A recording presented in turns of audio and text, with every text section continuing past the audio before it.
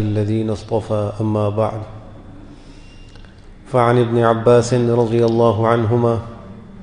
عن النبي صلى الله عليه وسلم قال من عاد مريضا لم يحضر أجله فقال عنده 7 مرار أسأل الله العظيم رب العرش العظيم أن يشفيك إلا عافاه الله من ذلك المرض رواہ ابو داود۔ حضرت عبداللہ ابن عباس رضی اللہ تعالی عنہما سے مروی ہے، وہ نقل کرتے ہیں نبی کریم صلی اللہ علیہ وسلم سے، انہوں نے ارشاد فرمایا، جو شخص کسی ایسے مریض کی عیادت کرے جس کی موت کا وقت نہ آیا ہو اور پھر وہ اس کے پاس 7 دفعہ یہ دعا پڑھے، اسأل اللہ العظیم رب العرش العظیم ان یشفیک،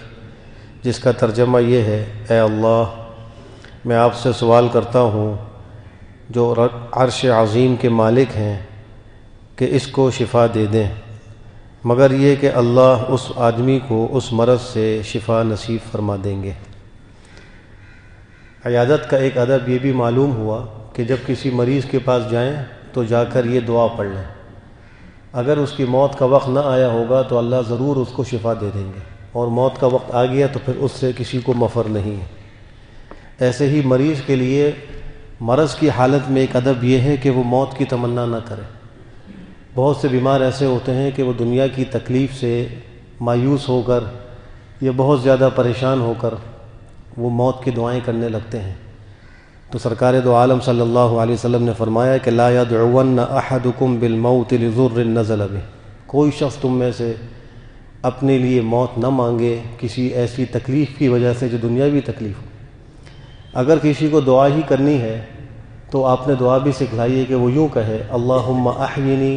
ما کانت الحیات خیرا لی وتوفنی اذا کانت الوفات خیرا لی، اے اللہ جب تک میرے لیے زندگی میں بہتری ہو مجھے زندہ رکھ، اور جب میرے لیے مرنے میں بہتری اور عافیت ہو تو مجھے موت دے دے۔ تو یہ دعا تو مانگی جا سکتی ہے۔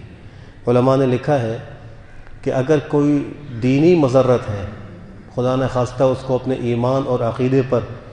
یہ یقین ہو رہا ہے کہ اگر میں زندہ رہا تو میرا ایمان جو ہے وہ سلب ہو جائے گا یا مجھے خلاف ایمان پر مجبور کر دیا جائے گا، تو ایسی صورت میں وہ موت کی دعا مانگ سکتا ہے۔ لیکن دنیاوی تکالیف کی وجہ سے، چاہے وہ جسمانی ہوں چاہے وہ معاشی ہوں، کسی بھی قسم کی ہوں، موت کی دعا مانگنے سے منع کیا گیا ہے۔ ایک حدیث میں آپ نے فرمایا کہ اچانک موت سے اللہ کی پناہ مانگو،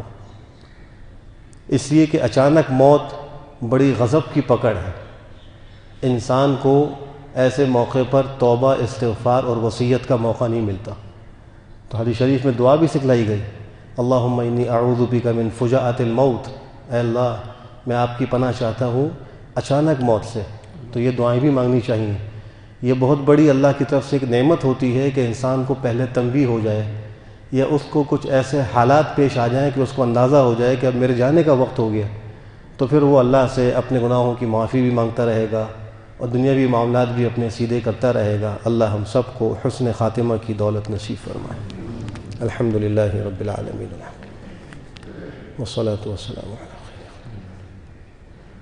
خیر اللہم انا نسألک العفو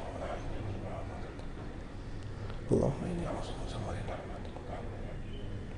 اللهم لا تهلكنا اللهم إني اللهم لا تهلكنا فجأة ولا تأخذنا ولا تغفرنا برحمتك يا أرحم الراحمين۔